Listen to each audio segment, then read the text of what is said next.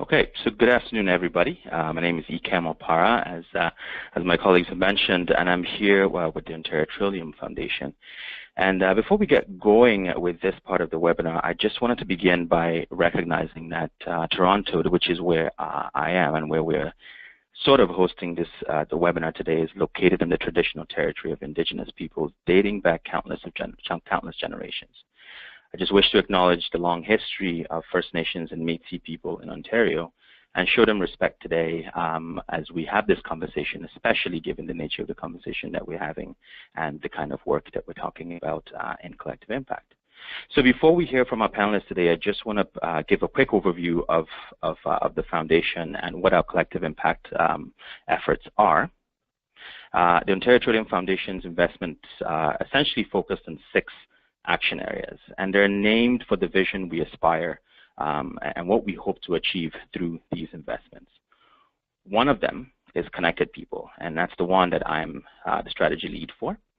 And each of those action areas was developed using a lot of evidence and research that we've kind of come across and read over the years of the granting that we've made. Now, in partnership with Tamarack, we're providing these webinars about our collective impact investment because that is one stream through which we're hoping to bring fundamental change to communities across the province here. So, as I said, there are 6 action areas that our work is focused on, and all of those action areas allow us to achieve our mission, which is essentially to build healthy and vibrant communities throughout Ontario. Looking at our impact, we make investments and grants to about 1,000 organizations yearly. And being Canada's largest granting foundation, that allows us to award more than $110 million a year, which led us to a question that we've been asking here at OTF and with our partners. Well, over the next decade, we will invest $1 billion in Ontario. How do we account for the impact that investment of not only dollars but effort and knowledge has had in community? So if I go to specifically talking about our collective impact work, we've split the model or our approach into 3 stages. The first one is define the impact, and this is really the stage where a community or a collective that has an idea that it wants to pursue, something that it wants to fundamentally change and address in community, has the opportunity here to work with us as a funder to better define what the impact of that work is going to be. Give us a sense of what the theory of change is that they're trying to create, and start to begin the conversations about who needs to be at the table for that impact to be achieved, but also to make sure that the right people are at the table to not only define the impact, but achieve it. And that's going to be key to the conversations that we're going to be having here today. Organize for impact is now when you're essentially setting that table and building your team and bringing the folks together who need to be there to make sure that what has to happen is happening and happening properly across the board to bring about the kind of fundamental change that we're looking at in collective impact. Deliver impact sort of speaks for itself. This is now when things have been fairly well organized and the implementation phase has begun. The constant learning, relearning, and applying what was learned in the work is happening throughout this phase. And this is also the phase where the shared measurement that we know is a big part of collective impact begins to take shape and take place. So as I mentioned about connected people, it is the second one on that list of our action areas there, and it's really focused on building inclusive and engaged communities. The argument that we're making here in connected people is that there is something that happens in a person's life and in a community's life that moves them from a point of arrival or a place of arrival to a place of belonging. What those things are vary depending on the person's experience, the location, the community, age, a number of factors. Our bet in this action area is that if we are able to shorten the time and distance and effort that it takes to move from arrival to belonging, communities will be more engaged, and communities, the social cohesion that exists in communities will be stronger. these are the indicators that we've arrived at for connected people. We did a lot of work with the Canadian Index of Wellbeing that I think some of you are probably quite aware of. And the two indicators we picked here for connected people are the percentage of Ontarians reporting participation in organized activity and the percentage who have a very or somewhat strong sense of belonging to the community. If you think about those two indicators, essentially what they're saying is if these things happen in community, if this increase of participation in organized activity happens and people report that they feel quite strongly that they belong to their community, that distance, the bet that we're making is that that distance has now been shortened from arrival to full belonging. And the space has been created for people to participate in their communities as they choose to with full dignity, regardless of who they are, where they come from, or what aspects of their personality are most prominent.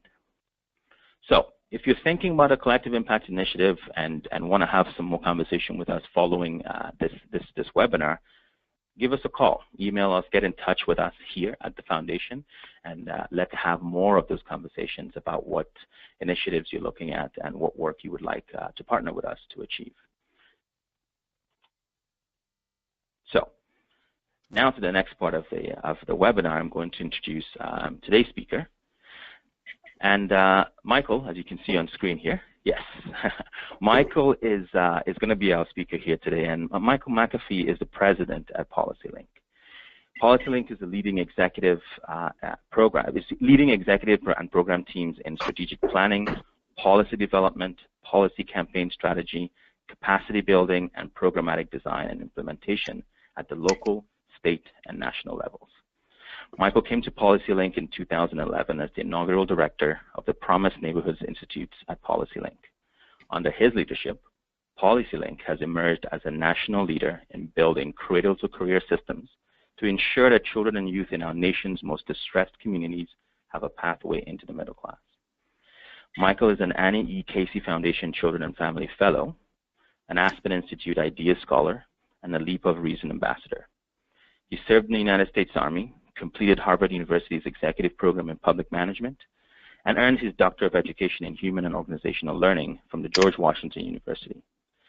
He's an avid off-road hiker and a practitioner of Bikram Yoga, and I'm sure that is going to make it into this presentation and conversation in some way.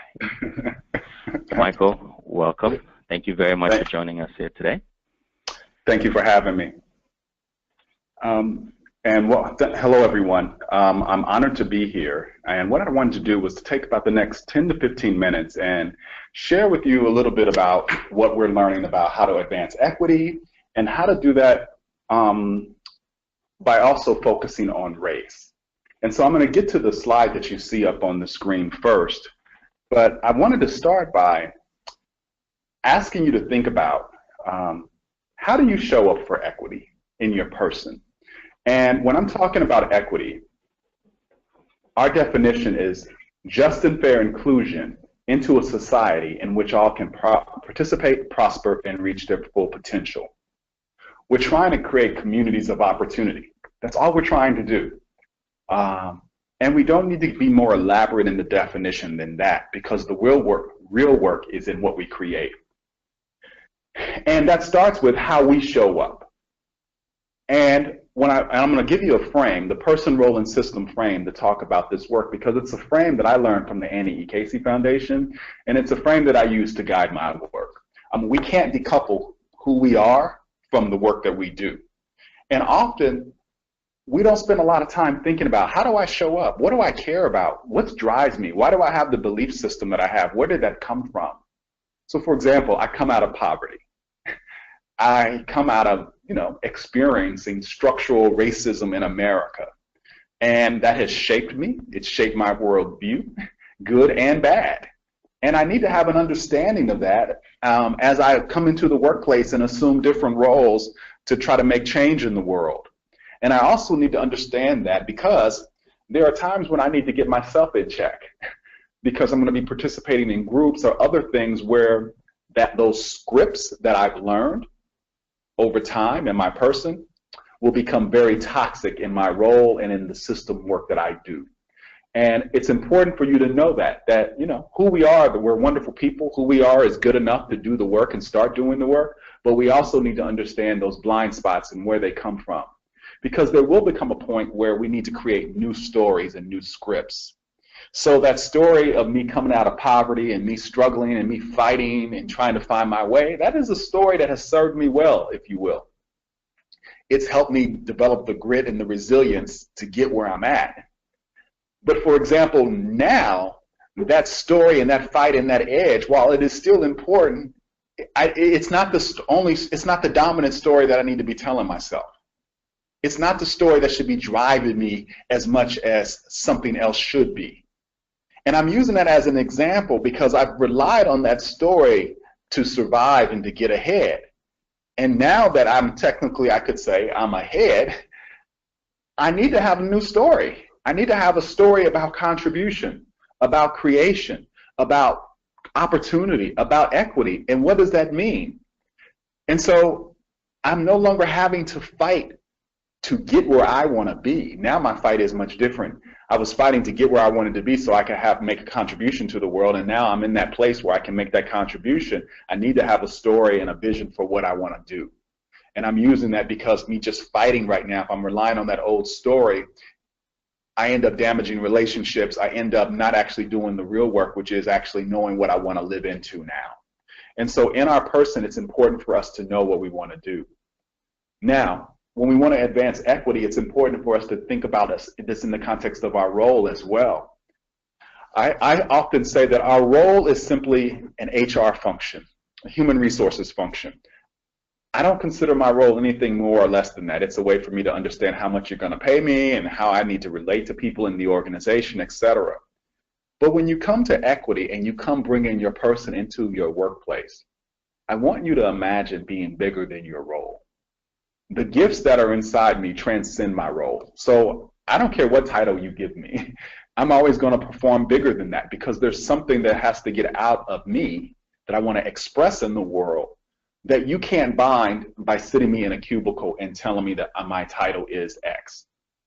And that doesn't mean that I don't know how to exercise the smart political judgment and savvy needed to survive and behave that way. But it is a point of view about how I choose to take up my role. The change that I want to see in the world can't be defined by someone else. It's defined by me.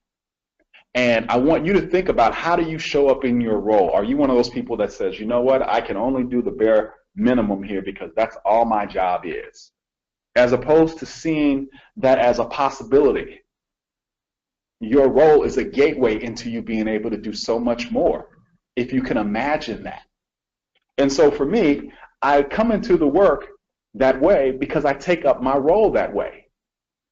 And that's driven by my person. So this is an example of me connecting all of this together. I want to be able to come into this work to create opportunity for others. That drives me. And I refuse to be bound by roles that could be very limiting. So I want you to begin to think about how do you take up your role in service of equity? And it also means that I understand that I've got to talk about tough issues to do this work. So in my role, I'm not going to run away from race. I'm not going to run away from structural racism. Those things were baked into the design of our society in America. And now that I'm in my role, to run away from them means I'm running away from doing the work of equity. And so when I talk about creating opportunities for all, I also am talking about a point of view about the work of collective impact is the systems and policy work that also is crushing communities every day, regardless of who you are. And the work of equity is to make sure that we're being inclusive and that everyone has an opportunity to not be oppressed by it. And even folks who may think that they don't have a role in it, what we're discovering in America is that folks who have turned a blind eye to equity now realize that they can't live in the very communities that they've ignored. As our downtowns are coming back, for example, middle-class white people can't afford those downtowns. They got pushed out. They've been really developed now only for rich folks. And so, and our public schools now are crumbling. So you have to make a choice. You can't use the public school system because we chose not to invest in it. So you have to send your kids to private school. Private school is really expensive, so you can't afford private school and the nice housing downtown. You got to make these choices. And so what we're trying to think about in equity, and these are structural problems. We created a structure that originally was designed to exclude people of color from some opportunity. Now, that was a really good results-based work, and it's caught up with us. Now we can actually benefit and take advantage of the very communities that we've ignored. Our downtowns in America is an example of that. Now, the last thing I want to talk about is your role. In your role, bringing discipline. So you've heard me talk about the person. You've heard me give you some examples of how I try to conceptualize my role. But I also bring discipline to the work, the way I want to move from talk to action, and that's the slide you see here. This slide is really how I'm trying to move groups when we're doing collective impact work in a way that makes sense. The first part of this job is for me to be able to get people to align contributions to have greater impact. That's all my job is. If I can't do that, I'm useless. And I need to be able to do it with some technical skill that I can call out. So what I want you to begin to think about is, what is the skill that you use that you know makes you an outstanding coach? You can bring some of the toughest organizations and groups together and you can get them to perform. Because if you can't do that, that is a weakness in your skill set. And so for me, what you see here is me unpacking the discipline of results-based accountability and how I put that into my own coaching philosophy that makes sense to me. What I'm always trying to do with folks from the very moment of engagement is to get clear about who are we going to serve. And I'm trying to get us to focus on population level accountability because that's what the work demands now. Our problems are so big in America, there's no sense in us tinkering around the edges. And so again, this is a point of view that I'm taking up, in my role. I'm not trying to do small work because there's a lot of pain and people need us to do big work. I want to get clear about the results and indicators. And then on those indicators, I want to get really, really clear about understanding why they're trending in the right direction or the wrong direction. I want to be able to bring the best evidence in terms of what would it take to make progress, moving from the baseline on those indicators. And I want to marry that science up with my professional judgment.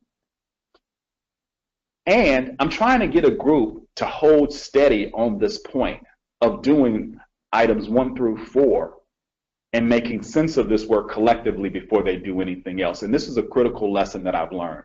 Oftentimes, people will have a bunch of paper and it'll say results, indicators, and all that. And what I've discovered is that a consultant wrote that stuff, or a junior staff person wrote that stuff.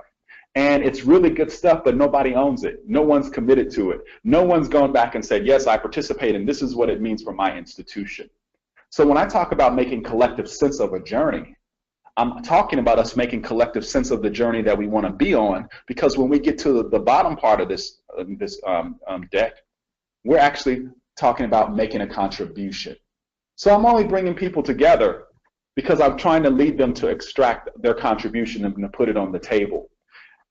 Once we have collective sense of, yes, we want to be on this journey, these are the changes we want to see in the world, then you see at the bottom, I want them to begin to think about how they craft strategy, and I want them to think about it in an important way.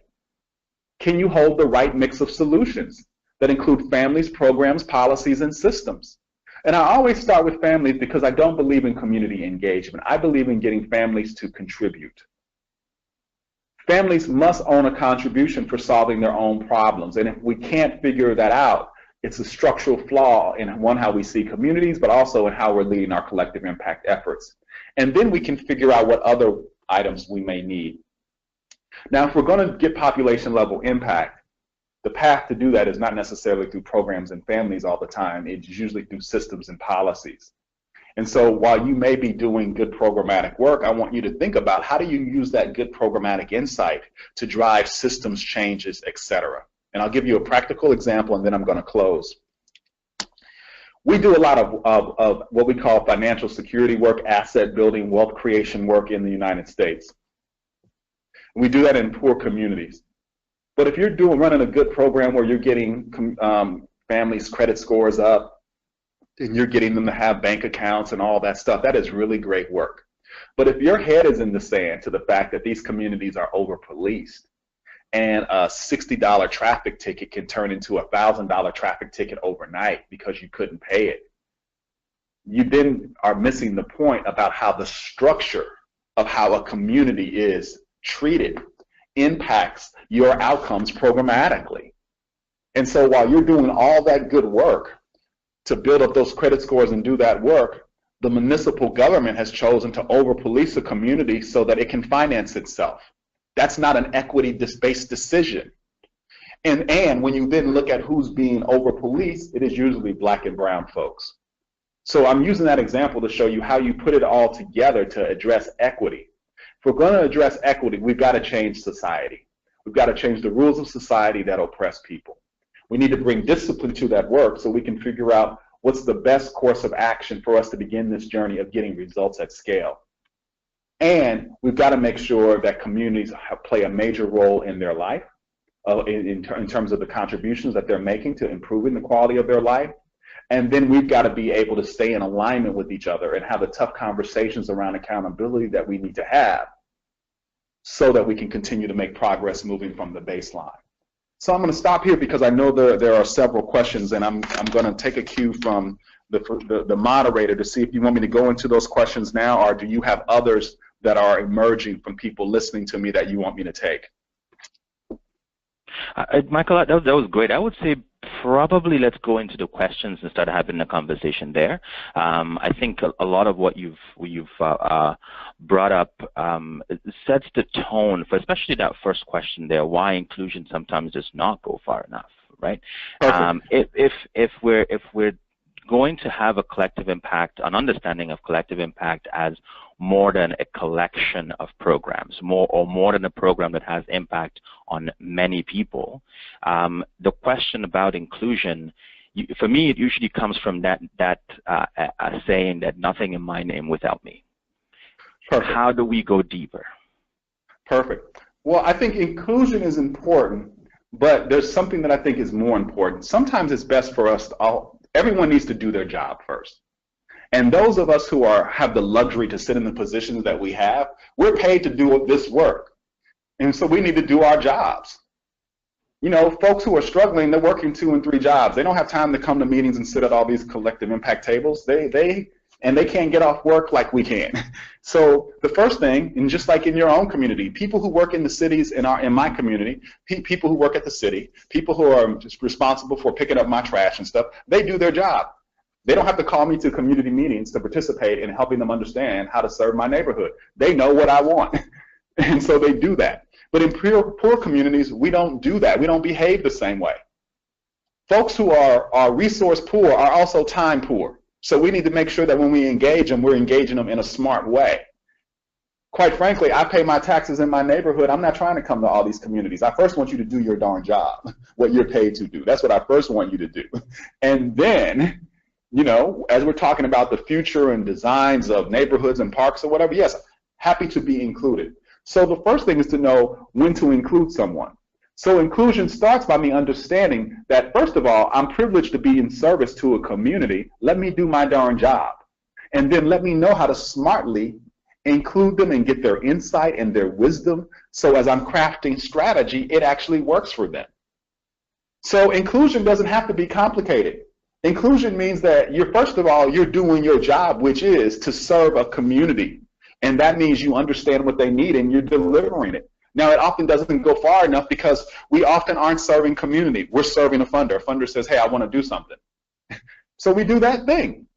So often we're out of alignment from day one because the way we come organized is that someone said, hey, I think there's a problem and I want to solve it. And I've already got preconceived notions about how I want to do that. And you know what? I got the money, so I'm going to do it the way I want to do it. So we've shut out inclusion for real because we've organized with a set of preconceived ways in which we already want to do the work.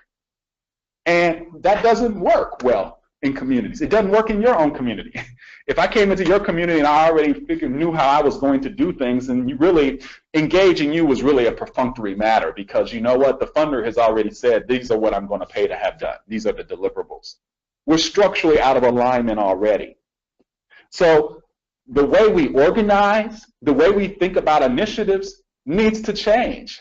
If inclusion really is what matters, we should go back to that chart around sense-making and say, how do we get collective sense around what we want to do, including with funders in the room?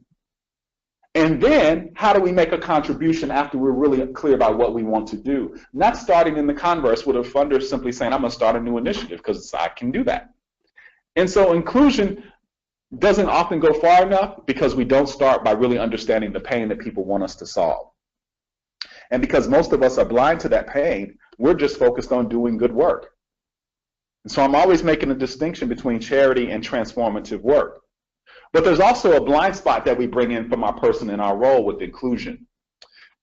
If you're not from these communities that are oppressed, you don't see it that way. You don't understand the nature and the logic of how these systems crush people. And so it's hard for you to craft solutions if you don't understand that.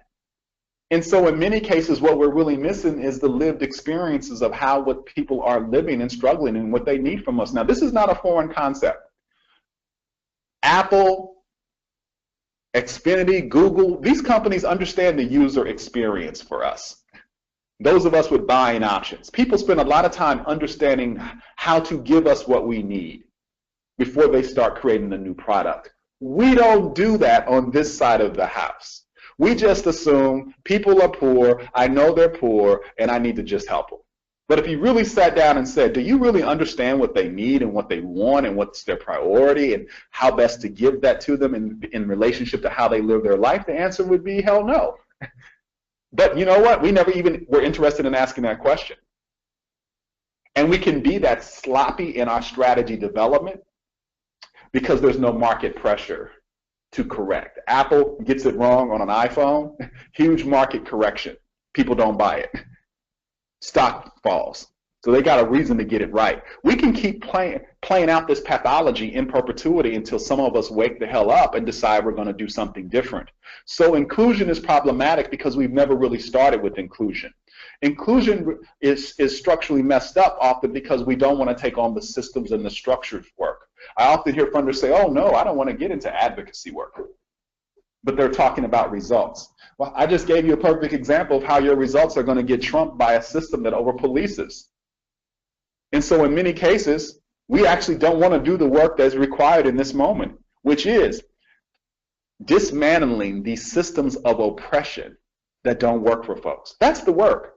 The cop-out is just doing a program and an initiative because at least I can say we did something, but I didn't really want to take on the tough work. And we got to call that out. And there's nothing wrong with that if you're clear about what it is. It's charity. We need charity. But stop conflating charity with actually transforming systems. That's all I'm saying. Stop conflating charity with transforming systems. Now, if we want to talk about who is the community in this work and how is that being defined, I think that is the silliest question people ask. If you don't know who community is, you shouldn't be doing this damn work. That's honestly where we are at, folks. You know who. That's why I started with population level accountability. If we are that remedial at this evolution in large-scale community change work, now being called collective impact work, we are really not ready for prime time. We know who community is because if you tell me the results you want, if you tell me how you want to measure progress, I know that population. And so this is where when you bring that results-based accountability frame, people aren't asking these remedial questions because you know who the population is. The moment you declare a result, I want to help kids. How do you want to help kids? I want to help kids increase their third grade reading scores. Okay, now we're not just talking about any kid. We're talking about kids who are in that range of third grade. Okay, how far forward do you want to go back to help them? That's an example. Now we're clear on the population. So when we talk about the community, in this case, the community is grounded in the indicator you want to do some work on. So I don't have these big philosophical conversations about community and inclusion. I'm having conversation about the thing we want to make progress on because I'm forcing folks to get out of this general philosophizing and whatever BS we want to call it. I'm trying to get people out of that to say, what are you going to do some work on? The only thing that matters is the indicator you're going to work on. That's the only thing that matters. So when I'm talking about inclusion, who needs to be included to make progress on that indicator? When I'm talking about community, what population is impacted by the indicator that we're going to work on? And then I don't even have to worry about engagement and co-ownership. I worry about contribution. How do I honor community? Because I expect that They are smart. They have a contribution to make. I don't see them as helpless. So I'm going to start with them by saying, family members, these kids live in your house. We're talking about third grade reading. Where is the learning space in the home? Take pictures of it. Bring it to our meeting so that we can see you've actually created a place for kids to actually study and learn and read in a fun environment. Then show me the books that you're reading. Take pictures of the books that you read to a kid, put a sticker on a calendar, bring that to our accountability meeting so that we can see. Now I'm not worried about engagement or ownership because they are engaged, because I started with saying, you know what? I value you. I need you. I acknowledge you. You're essential to the success of us making progress on this indicator. And so now I don't have to talk about engagement and ownership. I get real offended by engagement and ownership, and some of you may have heard me say that because it's a cop-out. I've never had to take a class or have someone come in and teach me how to engage with white America. It was an expectation that I figure it out or I fail. And I find it fascinating when folks are talking about poor communities that somehow they've lost their skill to know how to simply connect with human beings, that they have to magically go and learn how to do something that I watch them do when they want something every day in their lives. When they want to find out how to advance their career, they may not know how to get to know the person's contact information. All of a sudden, magically, they know how to go get it. When they want to go and ask someone on a date, they may feel embarrassed, but they know how to go ask that person out on a date. We know how to do what we want to do when there's a reason for us to do. We value it. But somehow when it comes to these communities, we let people off the hook like they don't know how to do it. And usually it's because they are afraid of that community. They don't really particularly see any value in that community. They feel so uncomfortable because they're disconnected from that community that they don't know how to connect. And all that is suggesting is you're not the right person for that job. It's not a conversation around engagement and ownership. It simply means you're not the right person for that job. And so I'm sharing that, but my answers here, because in many cases, if we stay focused on the results, the question is, do we have the right people who can deliver? And if folks can't answer these three basic questions, they actually aren't really ready to do the work in a prime time level. And I'm raising this because if I was to say in the scheme of the questions, they're absolutely the right questions for us to discuss today, but I want you to think about this. I expect a person who is 18 or 19 entering the workforce to be able to perform on these questions. So if you are 30, 45, 50, 65, 70, and you're still asking these questions, I would fire you. And I really want you to think about that culture of accountability. Because if you come to PolicyLink, your job is to be able to perform on these questions at 18. Anybody on our staff that's beyond 18 and they haven't figured this stuff out, they are not ready to be out there, and they will not be. So either I'm going to be committed to developing their capacity, or they would never get on our team. And I'm sharing this to say the only way we're going to be accountable for getting big results is if we can stop being so basic. That's the only way. And so it's not a critique. It is an honest assessment of, if I'm going to have a shop that's going to change the world, my people have to get their game up, all of us, me too. And that's why you saw me articulating that skill of how I'm going to get my game up.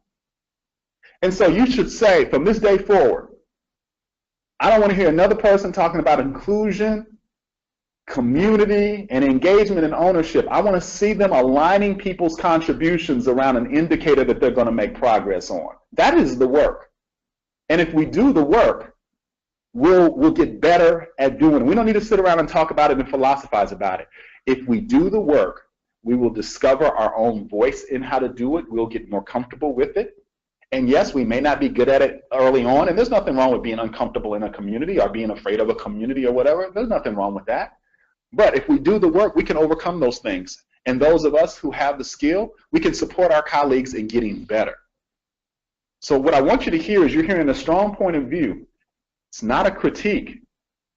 It's to say that the standard for getting results requires that we have more skill than this. And we've got to be committed to helping each other develop the capacity to perform at another level.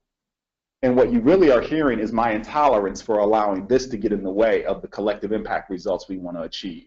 So I'll stop there and see if there are questions. That's excellent, Michael. I think, You've definitely summed up a lot of what our conversations here at the foundation as we engage with partners in the community around collective impact, because you're right. In many cases, we treat collective impact work as communities as though this was a new invention. But meanwhile, communities have been doing this since people started figuring out how to put wheels on trucks. That's right. Right. So then the questions that we ask sometimes here, if you're coming in, as you said, with these kinds of remedial or rudimentary questions that probably should have been figured out before you get to the point of doing collective impact scale or population or systems change kind of work, that is indicating that you probably are not the right person, the right group, or the right collection of groups yet to be the ones to do that work. That's right. And here's where we've got to stop punishing people for the bad mistakes of those of us who are making decisions. If I'm going to hire people who are at this level of readiness, if you will, then I shouldn't expect that they're going to be able to get big results in 5 years. See, if I want results and I know what my time horizon is, I can control whether I make smart decisions or not. So I don't blame the nonprofits who come at this level of readiness. I blame the rest of us who are making decisions about putting them in a bad position and putting them in a position to fail when we know better, because it's not their fault. Those of us who are making decisions are exercising the incompetence. These folks just were not ready. But those of us who made the decisions about putting that collaborative together, who didn't think strategically and smartly about the skills that were needed, the talent that was needed, and we didn't go out and assemble that talent, we didn't do our job. We were the ones manifesting the malpractice. And so I'm always very clear about that. This is not about beating nonprofits up. It's about actually beating up folks who are who control what happens in a community, who control the money and the power, because they assembled the team. They were bad general managers and didn't assemble the right team. Now they want to beat up the players. No, that's not fair. That's not fair. If funders are putting these initiatives together, I bet you in all the collective impact efforts that have been put together, you can't find me one place where someone said, you know what, these are the results we need. Now, what are the skills that we need in organizations to really do it? And who really has them? I bet you can't find that in any of your communities right now. That's the structural problem. So what we did was we projected fantasy on top of folks. And here's where I get really frustrated at how we treat nonprofits. When nonprofits say, hey, I want some money to get my capacity up and train my staff and develop the infrastructure that I need, funders say, no, we can't pay for that. So it's not a surprise if folks are at this level of readiness when we don't value paying for it.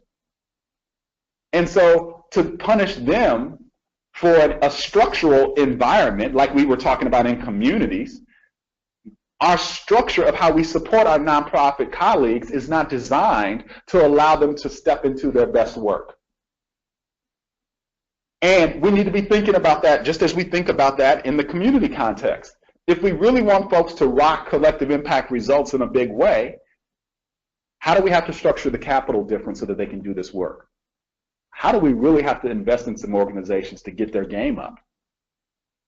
And we often don't ask those questions. We simply just say, well, you know what? I don't want to see anything come in here with overhead that's over 5%. Well, you're starving an organization if you're doing that. You know, I don't want to pay for what we would consider admin or backroom capacity stuff. I just want to pay for direct service. Okay, well, that's why your direct service is at such a basic level of readiness, because we've not invested in it. And the last thing I'll say on this point is that our schools aren't training people to do this work. So unless you come out and you find someone and give a leader who's really good at this stuff, where did you learn it? And so that's the structural pipeline talent management problem in our sector, is that schools are only giving people high-level theoretical stuff. They're not getting operations and deep systems practice work. They're not getting challenged to find their leadership voice. So they're coming out into the workplace, and you can be in your 30s and not really got this because you weren't in an environment that you learned it. And so we're really doing folks a disservice by not accelerating discipline in our organizations so that people can get these skills early on and master them.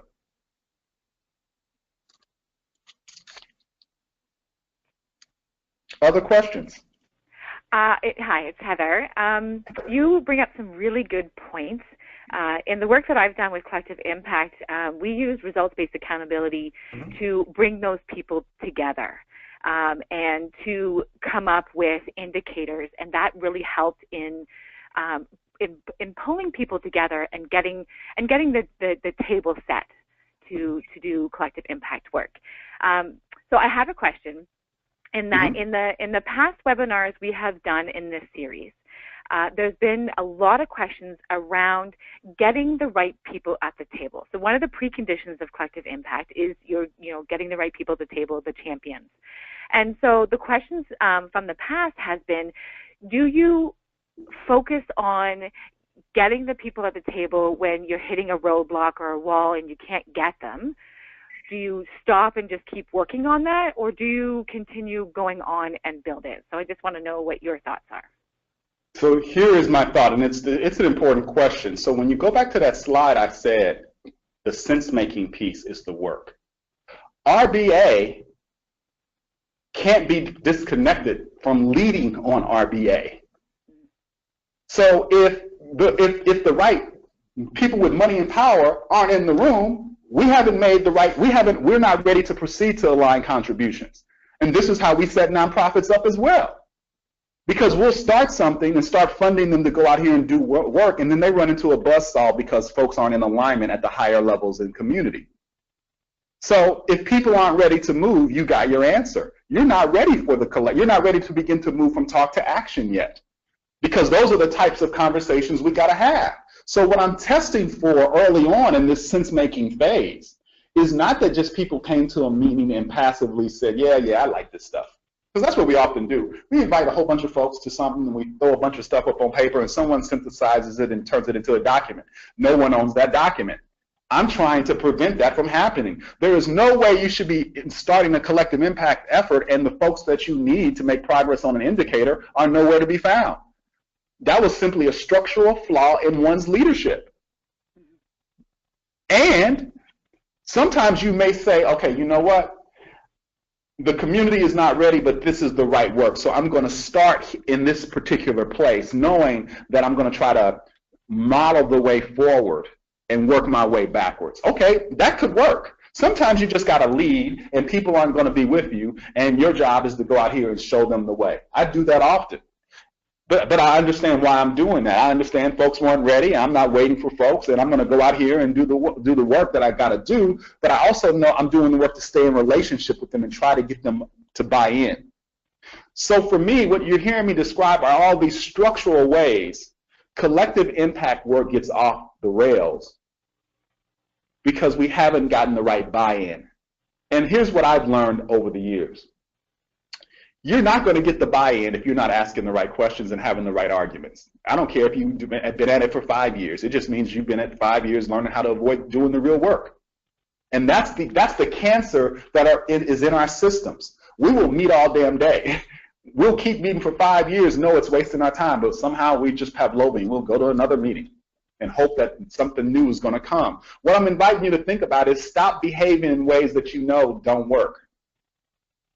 And force people to have the conversations that they need to have. We should stop.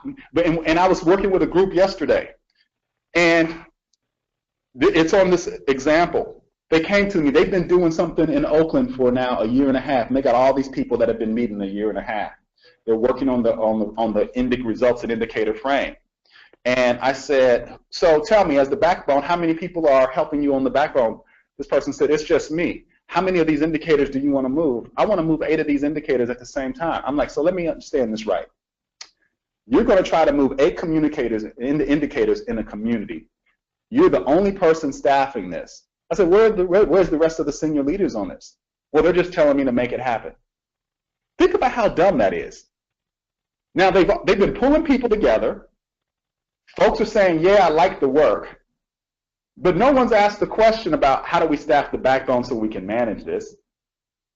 And now that they've been meeting for 6 months, they still haven't landed results and indicators. So I'm like, so what have you all been meeting about? Oh, I've been doing all the staff work of coming up with the results and indicators. I said, well, where's the executive director? Has the executive director been talking to his colleagues and trying to get their buy-in? Oh, no, I've just been, so we've got a pretty piece of paper that a staff person has created.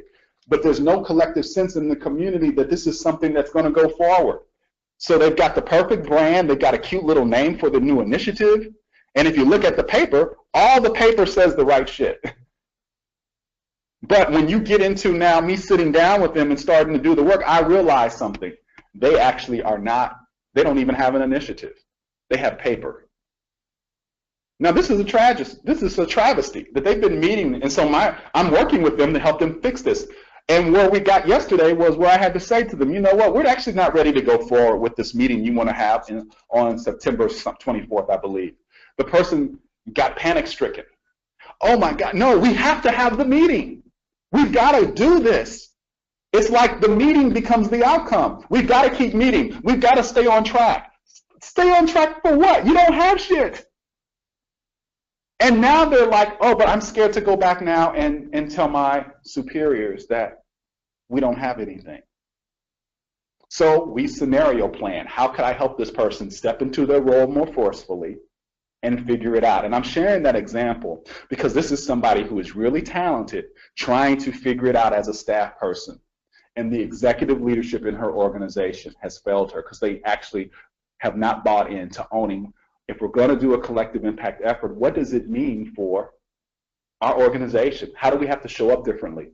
How do we have to make time for this work? They simply have bought into something. They can use all the right language, but they actually aren't invested. And this poor person is either going to get burned out or become the scapegoat. So I left work last night really angry, like, wow, and this is an organization that has been around for 50 plus years, probably 20 at least, and is a multi-million-dollar organization and a leader in what they do. I'm not even talking about a basic organization that's just trying to start.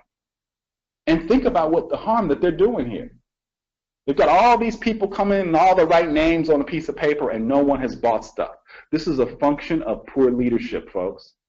And I'm telling you, collective impacts all around the world, efforts that I've seen all around the world are infected with the same work avoidance behaviors.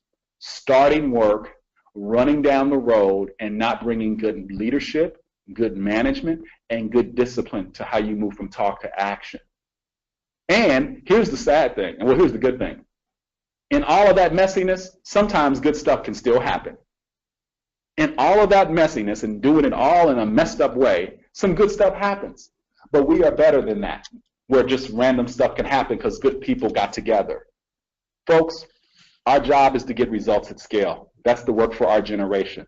And if we're going to do that, we got to quit playing games. We got to get our skill up, and we got to be able to lead on this work in the way you see me describing it. This is my depiction of how I do it. Your job is to create your own mental model of, okay, how do you lead on the work with discipline and hold people together so that they can get results? You don't have to buy into this. This is me making sense in my head. So if you were to push me on, okay, Michael, this all sounds really great, but how do you do it? This is what I'm doing every day. And so this is not what I want you to be sold on. I want you to be sold on finding your own discipline, finding your own voice, and being intolerant of those work avoidance behaviors that are in our system so that you can go out here and do the work, do the thing that you came to this work for in the first place, which is to change the world. You still can do that. I can still do it, but I got to show up differently, and I got to be accountable for showing up differently and developing different skills and being absolutely intolerant of this bad practice in our sector. So I hope I answer your question. If sometimes I got to lead to show people the way, no problem with that. But if I've got people who have been convening and folks are not owning, I need to be stopping and asking questions. This is the leadership task. I'm not going to blow past that behavior. That's where I got to slow down and not just be trying to get all my nice little paper to get the right answers on it. I've got to slow down and engage people. That's the adaptive work of collective impact. Heifetz's work, his book, Leadership on the Line, that's the adaptive work of collective impact. Getting in relationship with people, figuring out what they need so that they can buy in and contribute. The technical work is to just start calling meetings and slapping stuff together and then trying to just barrel down the road only to realize that you don't have anything to work with, but you have pretty paper. Michael, one of the things that I'm hearing strongly from you is how that leadership shows up. And you started in the beginning talking about how we show up for equity. right? So we've got Yeah. a question here from Denise Debbie, who's doing some work in this space in her community, and so her question is around this issue of moving people from understanding indicators of equity to understanding their role in structural and systemic change to address racism. Mm-hmm. So the question is, like, what are your suggestions on the process for having these conversations in a way that, you know, doesn't skirt around the issue, gets to the point, but actually effectively moves people from seeing these barriers as some conceptual thing that happens over there to real scenarios real barriers that we're putting up, we're responsible for dismantling, and how we allow that to happen to actually move forward in this work. Great. It's a great question. I actually don't have conversations about it. I have conversations about strategy and how we're actually going to move. See, the moment you tell me the population you want to work on, I'm in an equity conversation already. We're working with the most vulnerable. I'm in an equity conversation. So on that chart around the aligning contributions, when I'm trying to craft good strategy, that's why we got to know how much we're trying to do. See, you don't have to, if you're just talking about working with 100 kids, you can easily default to doing charity work and don't have to worry about it. That's why I start with population level accountability. You want to get to doing systems and policy work, then you need to make it impossible to achieve the goal by just doing programmatic work. That's the best default, for people to be sitting in a room and realizing, wow, there are 20,000 kids that need our help. We can't fund programs enough to get there. So what else do we need to do? There are better things we can do. Well, you know what? In the school system, these are the systems changes that if we made these tweaks, it would really benefit kids. And you know what? It don't even cost a lot of money. We just need the leaders to do something. Think about that for a moment. When you hold the population and it's vulnerable kids, we're in an equity conversation. And that's why if you do big stuff, you force people to have nowhere to run. The container for results will be set. And then sometimes you don't even need all the big money. Imagine saying, you know, like in the States, you know, this issue of kicking kids out of school, just for what we call this nebulous term, willful defiance, is an example. If we came together and said, you know what, we're kicking kids out of school at a crazy rate, we want to fix that. Okay, well, where are we kicking the kids out? They're going to be black and brown kids, vulnerable kids. We're in an equity conversation. Oh, you want to do that in a big way, not at just one school? Yep. Okay, what are best ways to do that? Well, in many cases, what you'll discover is actually you didn't need an initiative. In many cases, the superintendent can be authorized to change that behavior, or principals could. So what I need to do is to say, if I want to change this, the path forward is to start with the systems work.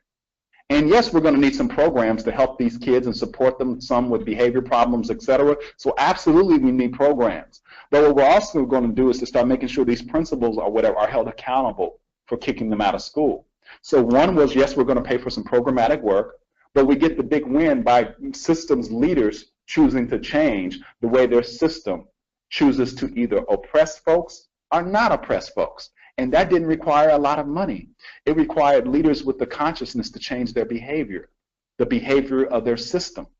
So that's how you get there. You create the right space where people are looking at trying to make progress on that moving from that baseline on that indicator, and they realize, wow, I actually can't get there unless I deal with some of the systems and policy work. So my job is to start helping people understand how the system and the policy stuff interplays and gets in the way of or helps get the result they want. So I'm never having a race conversation with people. I'm never having an equity conversation with people. I'm having a conversation about getting results. And in doing that, I'm leading on equity, and I'm taking on the systems and structural barriers. If I try to have a race conversation with people in America, white folks will run out of the room, or they'll get angry, or they'll deflect. They'll do all the white fragility symptoms. And I'm pushing them away when I didn't need to. So to me, I build the capacity to do the work. I educate through understanding how do we get the results that we want. And in that, I find that people come to it, so I don't actually have to worry about white fragility and all that. Sometimes I have to worry about us all being scared enough that it's a big deal, but we find comfort in each other and we can move it. So before you know it, the person that I would have had a conversation with about race, who would have been demonstrating white fragility symptoms, actually ends up leading on the work, and didn't even have to worry about white fragility. They're just doing amazing work. And that's when you know, that's why results have to be front and center. Because if you want to just have a conversation about race or whatever, you can go to school or find a support group, and you can do that elsewhere. That's not results-based work. That is you doing the work on yourself so you can be informed in the person, and that is very important. But when we come here, let's try to focus the work on what we're trying to do. Make progress on an indicator and use the strategy conversation as a way to tease out all of those complexities that you described around those structural issues that get in the way. I find when I hold the conversation there, I can lead people to the work who philosophically we may be opposed to it if we're talking about it. And so that's why I don't talk, because when we talk, we're holding on to a point of view that ain't got nothing to do with getting results. It has everything to do with our worldview. So if we want to have a pissing match about worldviews, that's the result. I'm not trying to fight you on worldviews. I'm just trying to see if I can get your contribution.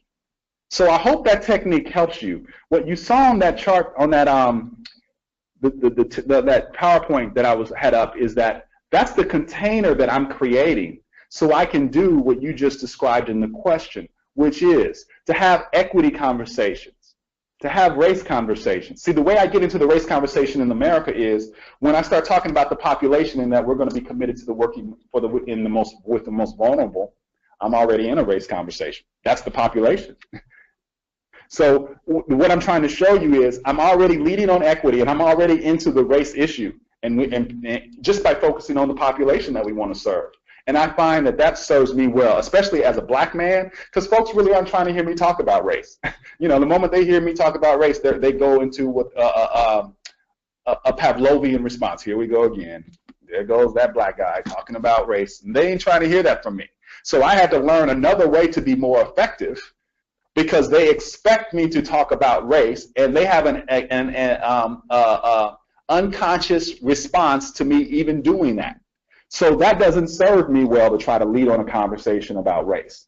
So I don't do that. I lead on race. I lead on equity through that disciplined approach that I shared for you. And in reality, that's how I came up with it, because I was running into barriers if I'm trying to talk about it. I'm not the messenger. I'm not the vessel that people want to hear that from. Excellent. Thank you very much. I'm just taking a look at the time. I know this is definitely a conversation that we can and want to continue. I just want to check with Heather and see if there's any other questions that are coming in, or if there's any final words that you want to say to wrap us up. Yeah, we actually have a comment, and Andrea says this has been very enlightening for her work structure and very motivating. So she says thank you. We are over time. So thank you, Michael, for sharing your insight and perspectives with us today. And many thanks to all of you for joining us. Your comments and questions have helped make this a dynamic and thought-provoking conversation. As you see on your screen, there are several other opportunities for future learning. You can go to the Tamarack website at tamarackcommunity.ca. And as promised, in a few days, we will email you the link to the audio and other materials. We welcome your feedback on these calls, and please email me if you have any questions or concerns. Thank you again, and have a wonderful afternoon.